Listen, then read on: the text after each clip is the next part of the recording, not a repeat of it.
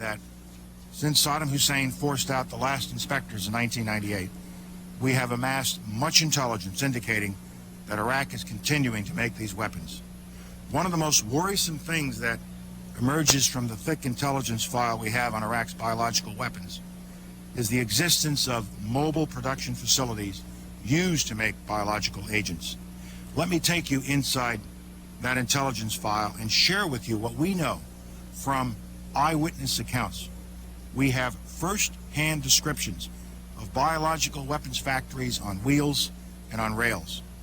The trucks and train cars are easily moved and are designed to evade detection by inspectors. In a matter of months, they can produce a quantity of biological poison equal to the entire amount that Iraq claimed to have produced in the years prior to the Gulf War. Although Iraq's mobile production program began in the mid-1990s, UN inspectors at the time only had vague hints of such programs. Confirmation came later, in the year 2000. The source was an eyewitness, an Iraqi chemical engineer who supervised one of these facilities.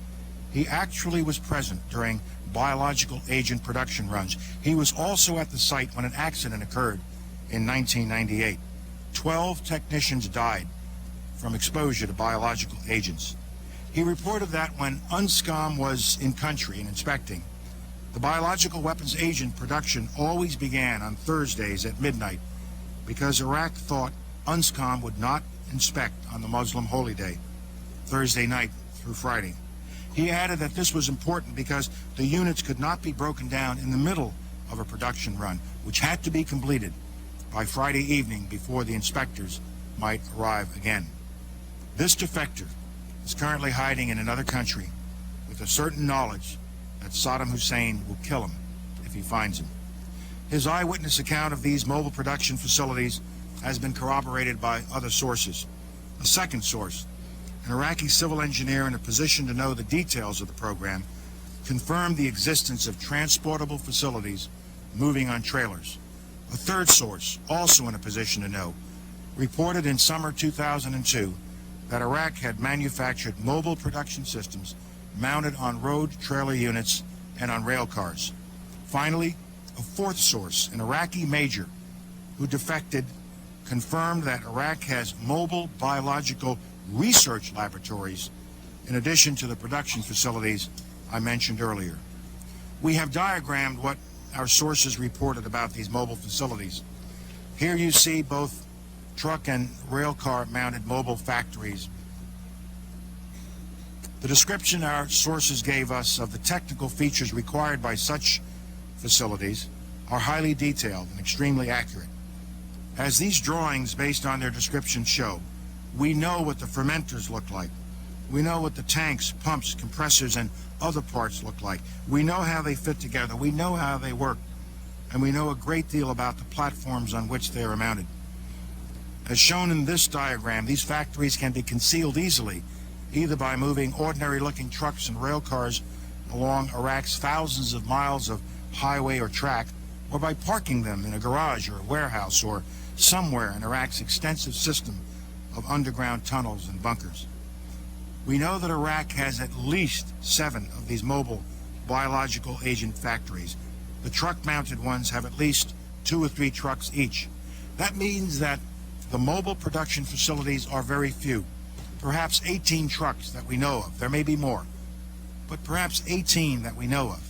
Just imagine trying to find 18 trucks among the thousands and thousands of trucks that travel the roads of Iraq every single day. It took the inspectors 4 years to find out that Iraq was making biological agents. How long do you think it will take the inspectors to find even one of these 18 trucks without Iraq coming forward, as they are supposed to, with the information about these kinds of capabilities? Ladies and gentlemen, these are sophisticated facilities. For example, they can produce anthrax and botulinum toxin. In fact, they can produce enough dry biological agent in a single month to kill thousands upon thousands of people. And dry agent of this type is the most lethal form for human beings. By 1998, UN experts agreed that the Iraqis had perfected drying techniques for their biological weapons programs. Now, Iraq has incorporated this drying expertise into these mobile production facilities. We know from Iraq's past admissions that it has successfully weaponized not only anthrax, but also other biological agents, including botulinum toxin, aflatoxin, and ricin. But Iraq's research efforts did not stop there. Saddam Hussein has investigated dozens of biological agents, causing diseases such as gas gangrene, plague, typhus, tetanus, cholera, camelpox, and hemorrhagic fever. And he also has the wherewithal to develop smallpox. The Iraqi regime has also developed ways to disperse lethal biological agents widely, indiscriminately, into the water supply, into the air. For example, Iraq had a program to modify aerial fuel tanks for Mirage jets. This video of an Iraqi test flight obtained by UNSCOM some years ago shows an Iraqi F-1 Mirage jet aircraft. Note the spray coming from beneath the Mirage. That is 2,000 liters of simulated anthrax that a jet is spraying. In 1995, an Iraqi military officer, Mujahid Saleh Abdul Latif, told inspectors that Iraq intended the spray tanks to be mounted onto a MiG-21 that had been converted into an unmanned aerial vehicle, or a UAV. UAVs outfitted with spray tanks constitute an ideal method for launching a terrorist attack using biological weapons. Iraq admitted to producing 4 spray tanks, but to this day, it has provided no credible evidence that they were destroyed, evidence that was required by the international community.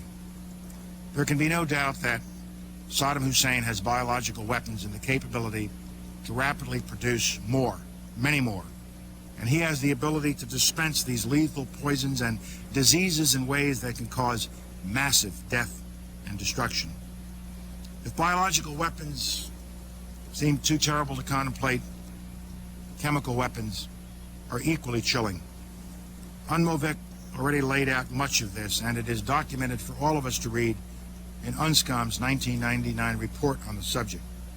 Let me set the stage with 3 key points that all of us need to keep in mind. First, Saddam Hussein has used these horrific weapons on another country and on his own people. In fact, in the history of chemical warfare, no country has had more battlefield experience with chemical weapons since World War I than Saddam Hussein's Iraq. Second, as with biological weapons, Saddam Hussein has never accounted for vast amounts of chemical weaponry. 550 artillery shells with mustard, 30,000 empty munitions, and enough precursors to increase his stockpile to as much as 500 tons of chemical agents. If we consider just one category of missing weaponry, 6,500 bombs from the Iran-Iraq War, UNMOVIC says the amount of chemical agent in them would be on the order of 1,000 tons. These quantities of chemical weapons are now unaccounted for. Dr. Blick says, quipped that, quote, mustard gas is not marmalade. You are supposed to know what you did with it. We believe Saddam Hussein knows what he did with it, and he has not come clean with the international community. We have evidence these weapons existed. What we don't have is evidence from Iraq that they have been destroyed or where they are. That is what we are still waiting for. Third point, Iraq's record on chemical weapons is replete with lies. It took years for Iraq to finally admit that it had produced 4 tons of the deadly nerve agent VX. A single drop of VX on the skin will kill in minutes. 4 tons. The admission only came out after inspectors collected documentation as a result of the defection of Hussein Kamal, Saddam Hussein's late son-in-law. UNSCOM also gained forensic evidence that Iraq had produced VX and put it into weapons for delivery. Yet to this day, Iraq denies it had ever weaponized VX. And on January 10, 27, UNMOVIC told this council that it has information that conflicts with the Iraqi account of its VX program.